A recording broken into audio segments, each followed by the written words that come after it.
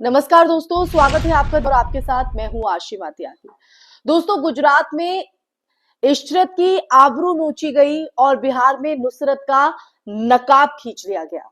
लेकिन सत्ता सत्ता आज भी पूरे आत्मविश्वास के साथ कहती है कि बेटी बचाओ बेटी पढ़ाओ।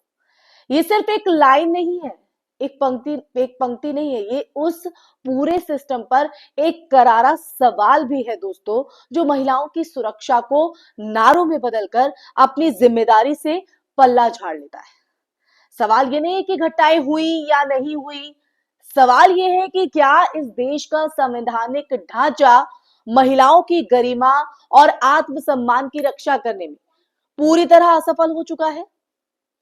और अगर ऐसा नहीं है तो फिर बार बार ऐसी जो घटनाएं हैं वो क्यों दोहराई जा रही हैं और दोषियों के खिलाफ कार्रवाई क्यों एक मजाक बनकर रह जाती है। दोस्तों, बिहार के मुख्यमंत्री नीतीश कुमार की तरफ से एक सार्वजनिक मंच पर मुस्लिम महिला का नकाब खींचने की जो घटना को अगर कोई अनजाने में हुई गलती, जी हां, अनजाने में हुई गलती कहकर हल्का करने की कोशिश करता है तो वो असल मुद्दे से भाग रहा है। दोस्तों, ये घटना सत्ता के उस अहंकार को उजागर करती है, जाहिर करती है, जहां एक महिला की सहमति, उसकी धार्मिक आस्था और उसकी निजी मर्यादा तीनों तीनों को एक साथ कुचल दिया जाता है। एक संवैधानिक पद पर बैठा व्यक्ति अगर ये मान ले कि महिला की पहचान उसके हाथों में खींची या उतारी जा सकती है, यही कहा जा सकता है जो मंच पर तस्वीर हमने देखी, तो ये सिर्फ उस महिला का अपमान नहीं है बल्कि पूरे संविधान का अपमान है। दोस्तों, जी हां, पूरे संविधान का। अब इस मामले में देखिए, एफआईआर दर्ज होना जरूरी था, लेकिन क्या एफआईआर दर्ज हो जाना ही न्याय का पैमाना है? आप ही बताइए दोस्तों।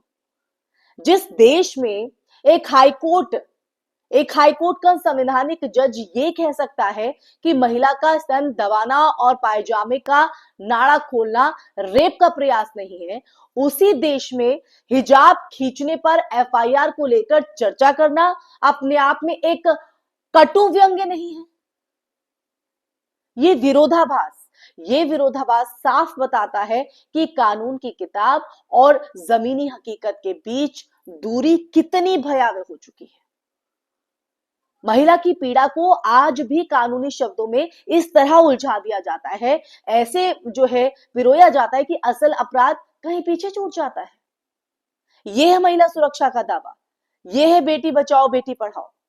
इस पूरे मामले में देखिए दोस्तों, सबसे मजबूत और नैतिक आवाज उस मुस्लिम महिला की है जिसने सरकारी नौकरी को ठोकर मारते हुए यह कहा कि आत्मसम्मान और इज्जत इससे बढ़कर कुछ नहीं होता। ये बयान सिर्फ व्यक्तिगत साहस का उदाहरण नहीं है, समझिए, क्योंकि बल्कि अगर इसे देखा जाए तो ये उस सोच, उस मानसिकता के खिलाफ है जो खुला विद्रोह है, जिसमें महिलाओं से ये कहा जाता है कि सब सह लो, चुप हो जाओ, बदले में नौकरी या सुविधा मिल रही है। ये फैसला उस सिस्टम के मुंह पर तमाचा है जो ये समझता है कि आर्थिक लालच देकर किसी की गरिमा खरीदी जा सकती है, और खासकर महिलाओं की।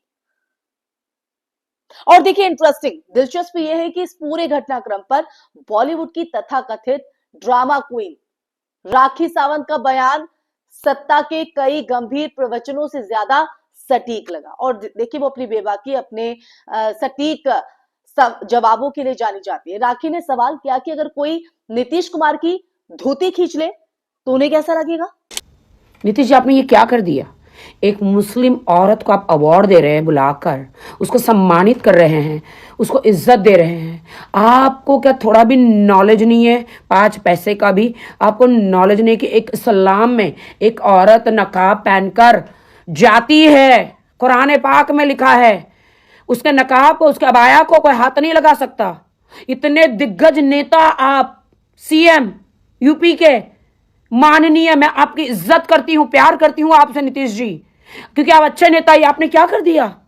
एक औरत को, एक मुस्लिम औरत को आप उसका नकाब खींच रहे हैं। कितनी गलत बात है नीतीश जी, ये आप ऐसे ऐसे हरकतें कर रहे हैं। अगर आपके पास मैं आती हूं, हाँ, अगर आपको ऐसे पूरे सर्रे बाजार में सबके सामने अगर मैं ऐसे आपकी धोती खींच लूं, आपके चड्डे का नाड़ा खींच लूं, कैसा फील होगा आपको? औरत को एक तरफ आप इज्जत देते हो और उसकी इज्जत उतारते हो, शर्म नहीं आती आपको? जियो और जीने दो, ये गलत बात है। अपने आपको माफी मांगनी चाहिए। आप माफी मांगे, मीडिया बुलाएं, उस औरत के सामने बहन बोलकर आप माफी मांगे। नीतीश जी, औरत के साथ ऐसा अत्याचार और उनकी इज्जत के साथ खेला जाए, स्पेशली बुरखे के साथ, यह बर्दाश्त नहीं होगा। हमें नहीं होगा यह बर्दाश्त। आप माफी मांगे। लोग राखी सावंत को हल्के में ले सकते हैं, लेकिन ये सवाल सत्ता को उसी भाषा में जवाब देता है जो वो समझती है, कहीं ना कहीं इसी लहजे को समझती है। और देखिए, दुखद ये है कि जो सवाल एक कलाकार पूछ रहा है, वही सवाल किसी संवैधानिक पद पर बैठे व्यक्ति को खुद से पूछना चाहिए था, खुद से। अब जरा प्रधानमंत्री जी पर आते हैं। प्रधानमंत्री जी से जुड़ा सवाल भी आप समझिए। क्या कोई नरेंद्र मोदी जी से पूछेगा कि क्या यही बेटी बचाओ बेटी पढ़ाओ की हकीकत है? जहां एक तरफ सरकारी विज्ञापनों में बेटियों की सुरक्षा, सम्मान की बड़ी बड़ी तस्वीरें दिखाई जाती है, बड़े बड़े दावे किए जाते हैं, वहीं दूसरी तरफ इस तरह की शर्मनाक घटना, सत्ता के शीर्ष पर बैठे लोग भी महिला की देह, उसकी पहचान, उसकी आस्था को सार्वजनिक चीज समझने लगते हैं।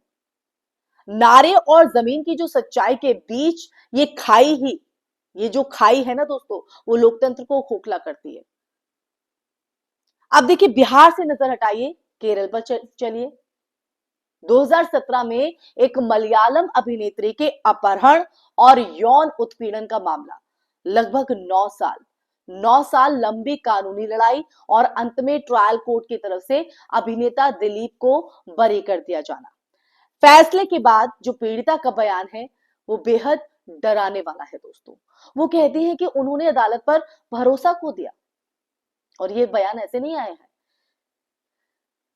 ये कि देश में हर नागरिक को कानून के सामने समान रूप से नहीं देखा जाता। ये बयान इसलिए आया। ये बयान किसी एक महिला की हताशा नहीं, बल्कि उस न्याय व्यवस्था पर गहरा सवाल भी है, जहां ताकतवर आरोपी और कमजोर पीड़िता के बीच न्याय का जो पलड़ा है, वो अक्सर झुका हुआ ही दिखाई देता है। अक्सर बिहार हो या केरल, राजनीति हो या सिनेमा, पैटर्न जो है वो दोस्तों एक जैसा ही नजर आता है। महिला से पहले उसकी पहचान पूछी जाती है, हमेशा की तरह। उसकी सामाजिक हैसियत जो है वो तौली जाती है, उसको नापा जाता है। आरोपी की ताकत भी गिनी जाती है। न्याय बाद में आता है और कई बार तो आता ही नहीं है। ये सिर्फ एक संयोग नहीं है, बल्कि एक संरचनात्मक समस्या है जो हमारे सिस्टम के भीतर, जी हाँ, हमारे सिस्टम के भीतर गहराई तक जो है पैठ बना चुकी है या बैठ चुकी है। तो अंत में आज की इस चर्चा में सवाल सिर्फ नीतीश कुमार की हरकत या किसी जज के बयान पर या किसी एक कोर्ट के फैसले तक सीमित नहीं है दोस्तों। ये सवाल उस पूरे सिस्टम का है जो महिला की गरिमा को कभी राजनीतिक स्टंट, कभी मजाक और कभी कानूनी पेच बना देता है। जब तक बेटी बचाओ सिर्फ एक नारा रहेगा, बेटी की इज्जत सत्ता की प्राथमिकता नहीं बनेगी, तब तक इशरत, नुसरत, केरल की वो अभिनेत्री सिर्फ नाम नहीं रहेंगी, बल्कि हमारे लोकतंत्र पर लगे स्थायी सवाल बनकर खड़ी रहेंगी दोस्तों। क्योंकि जिस देश में महिला की असहमति और सम्मान की कदर नहीं होती ना, वहां कोई भी बड़ा नारा सच नहीं हो सकता। ये समझिएगा। इसी के साथ दोस्तों, इस चर्चा में फिलहाल के लिए बस इतना ही। ये चर्चा आपको कैसी लगी, कमेंट बॉक्स में कमेंट करके अपनी राय जरूर साझा कीजिएगा। साथ ही ये जो सच्चाई, ये जो 2 घटनाओं का मैंने जिक्र किया है, इस पर आपका क्या कहना है, कमेंट बॉक्स में कमेंट करके जरूर बताइएगा दोस्तों। इस वीडियो को ज्यादा से ज्यादा शेयर कीजिएगा, हमारे चैनल को सब्सक्राइब कीजिएगा। फिर हाजिर होंगे ऐसे ही सच का संवाद लेकर। तब तक के लिए अपना ख्याल रखिए। जय हिंद, जय भारत, नमस्कार।